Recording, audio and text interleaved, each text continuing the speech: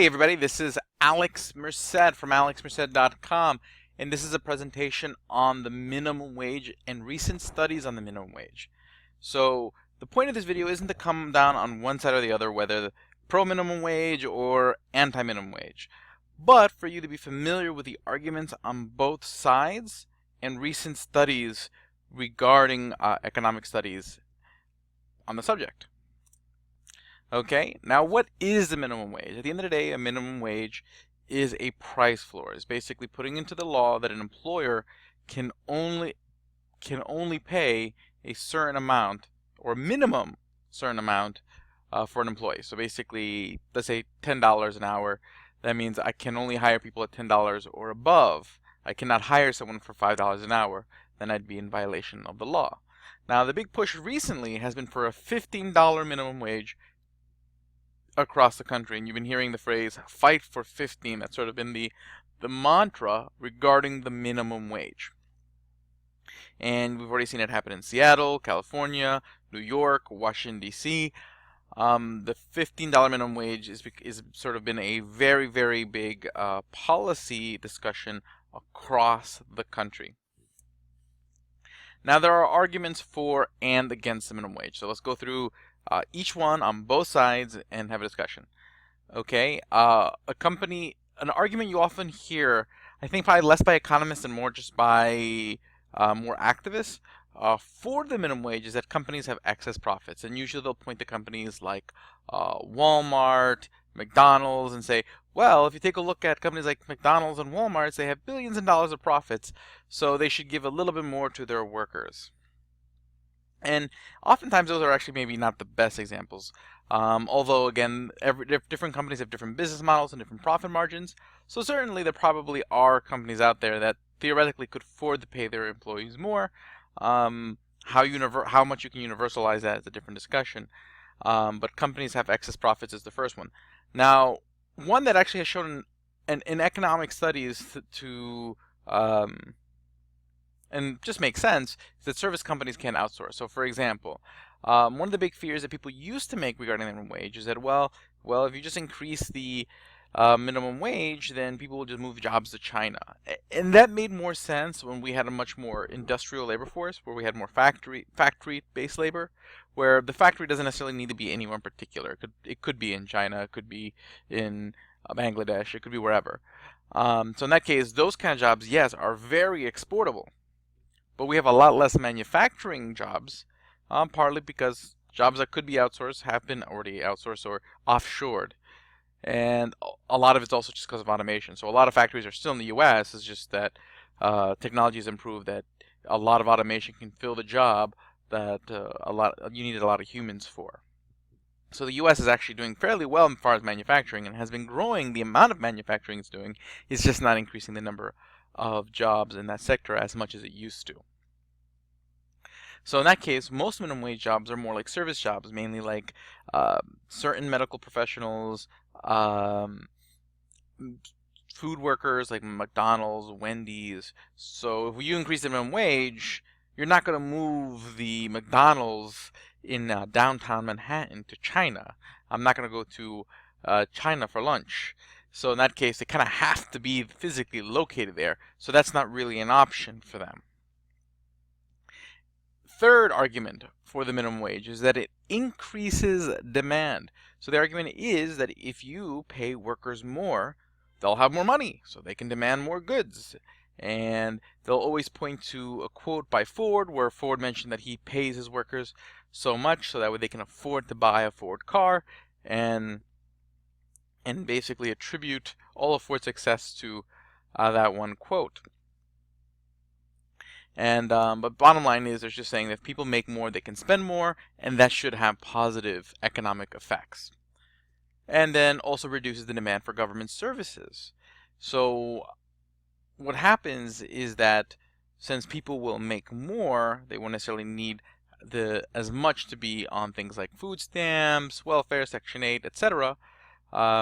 Because they'll have more money, so they won't necessarily need that. So people will say that these programs actually subsidize companies to pay their employees less, because their employees are basically making up the income they should otherwise have with these services. That's sort of the argument here. So people will say, well, the welfare is really subsidizing Walmart and McDonald's because otherwise they would not be able to afford to work at those places if they didn't have those services. And, there's different ways of looking at that. Now, an against will reduce the demand for labor. So the idea here is if people have to pay more for something, you're not going to buy as much of it. So an analogy I always like to use is imagine if, apologize, but at the end of the day, it's a price. It's a price. Labor is a good or service that you're purchasing in the same way you buy food. So imagine if we set a minimum meal price. So basically, if you wanted to buy a meal, you would have to pay at least $20. Okay, so in that case, maybe you won't buy as many meals because sometimes you're just not $20 worth hungry. So that's sort of the point number one is making. Okay, number two, we'll price out the lowest skilled labor. The idea here is this: if I'm going to start offering people $15 an hour to work here, it's going to start bringing in people who normally wouldn't apply for the job.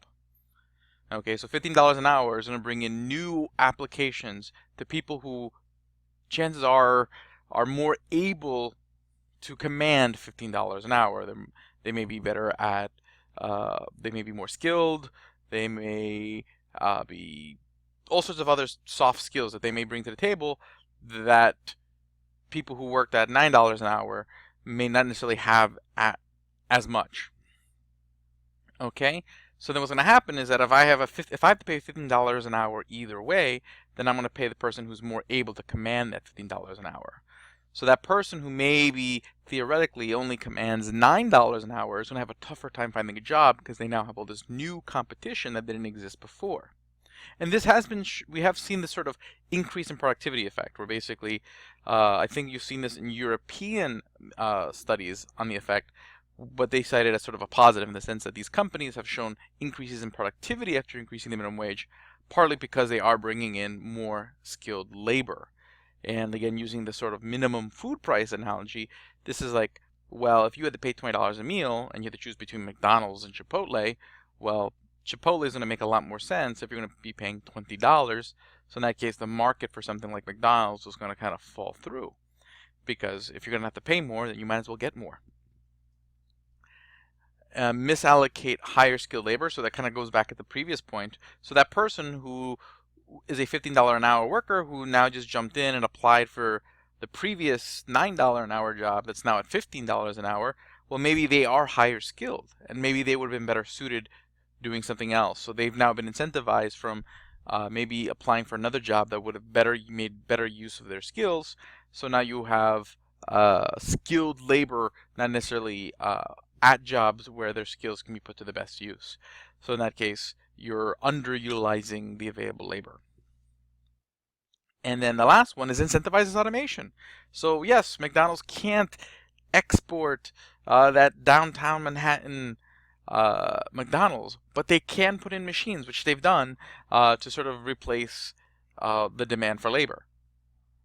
And it's not like they always want automation, because again, there's a difference between, basically you're always weighing two options, because a machine costs a lot of money and takes many years for it to pay for itself and cover the financing for the machine. So the alternative, the cost of hiring a person, has to hit a certain amount before buying the machine makes sense. So the more you start increasing the cost of a person, the more the machine makes sense. So the idea is that with an increasing minimum wage, the machine makes more and more sense, to the point that then places like McDonald's will just then invest in the machine, which we're already seeing. You're already starting to see more automated McDonald's and other places, which, again, good thing for the consumer in a sense, a more automated atmosphere. But again, a lot of times the argument for the minimum wage, at least on its surface, is for more income for people. So these are the arguments on both sides. Okay, so again, you have the argument for, where they're saying that if people get paid more, they'll have more demand because they're going to buy things with the extra money, which will mean other growth in the economy. They can't necessarily outsource these companies, that it also reduces demand for government services like Section 8 housing welfare, etc. Okay, cool. And again, there's a lot of counter arguments on both sides. For example, when it comes to the reduced government services side, there has been anecdotal evidence of people who actually have intentionally reduced their own hours to keep their pay, to make sure that they can keep certain services to some extent. How systematic that has been, I don't think there's been a study that's made that clear yet. Now, another argument you hear people make is make an argument for the minimum wage based on who receives the minimum wage. Okay, now this is from the Bureau of Labor Statistics, so it shows a breakdown of who receives the minimum wage. So if we take a look at break it down by age, it's mainly young people. Okay, so you're talking about people between the ages of 16 and 19 who are the vast majority or plurality of people who receive the minimum wage, mixed with people between the ages of 20 and 24. And then people over 25 are a small bit. Okay, so it's mainly younger people who this is going to be affecting. Now, when it comes to gender, women, it's going to affect women more than men. Okay, so it just happens that women are a lot of times in those sort of food service jobs, so things like waitresses and in hospitals and minimum wage jobs. Hospitals, so there is a higher percentage of women who get the minimum wage. So you'll hear a lot of people sit there and say, this is a pro-woman policy because it will disproportionately affect women over men. And then when we take a look at race and ethnicity, Black or African American are slightly more of the people who are on the minimum wage. Whites and Latinos are kind of on par, and then Asians less so than all the others. So then, you know, you'll hear people say it's a pro-Black or pro-African American policy because Blacks and African Americans are the, when you break it down by race, are the largest portion of minimum wage workers by race. Then you go by education. It's the less than high school diploma. Basically, people without a high school diploma make up the vast majority. And this is probably one of the more stark of the ones you're seeing on the screen. But the vast, so that means there are people who are going to necessarily be less capable of attaining higher skills because they got less further in the education system. There are outliers that people can point to of people who didn't graduate high school who did fabulously well, but they're outliers. And the point being is that you don't necessarily want everyone falling too far behind. So then in that case, there are going to be the people who are at least going to be able to, let's say, push up their wage. So of course, then we should help them. So this is a low education policy. Now, when you break it down by marital status, this basically people who have never been married are a huge majority of people who are on the minimum wage. So basically, people who have who are married or have a spouse are a lot less so people who are working at minimum wage jobs, and people who have miscellaneous marital statuses also less so. So basically, this is generally, so when you're looking at it, this is breaking down to mainly single young people, and then very few full-time workers are making the minimum wage, much more part-time workers. Although that becomes a lot more relevant over the last 8 years since the financial crisis, where a lot of the new job growth has been part-time, and a lot of times people are maybe having 2 or 3 jobs to generate a full-time income. So basically multiple part-time jobs. So then that brings in the issue of benefits. People, are they getting health care? Are they getting mainly health care along with the amount that they're working? So they may be working 40, 60 hours a week, but they're not necessarily getting some of the same benefits you would at a traditional 40-hour-a-week full-time job. And people will point that out as well.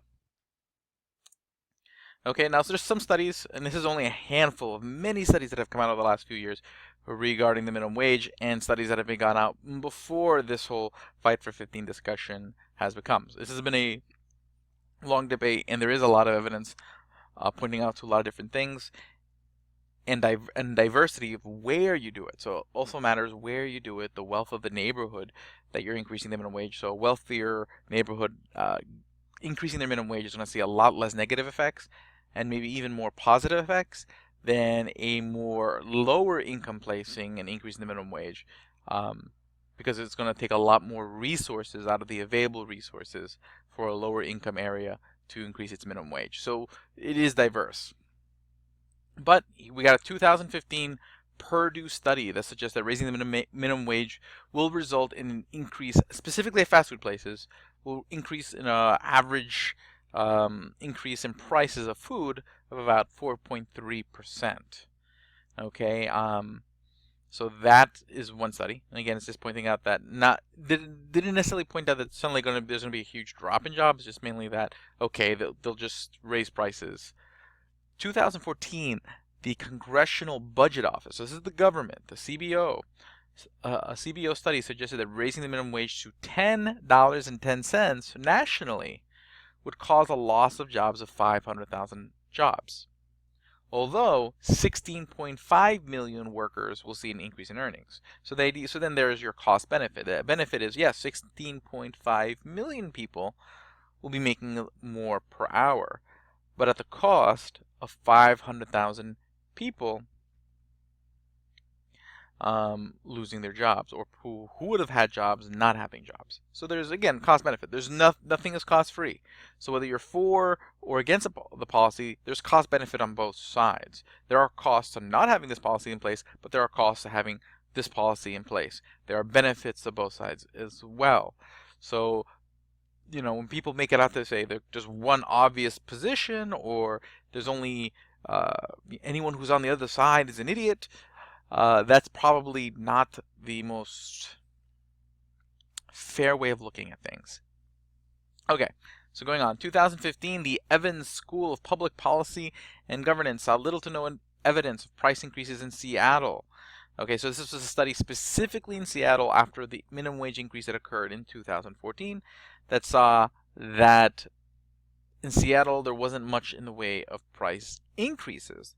Now this didn't make any statement regarding whether employment levels had dropped or the growth. And again, sometimes it's not so much about whether the actual amount of jobs shrinks. You also might be losing out on the potential growth of jobs. So let's say, you know, you don't see less jobs, but then you'd also want to take a look at the growth of jobs year over year and see if maybe the growth rate shrank. So there's different ways of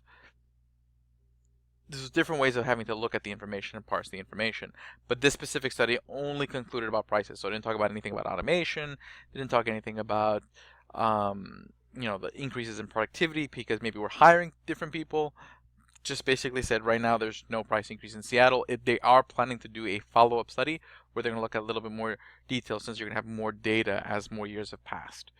And in 2016, a Berkeley study, this was a study sort of analyzing what a $15 minimum wage will mean for New York, because New York is just starting the process of kicking in a minimum wage.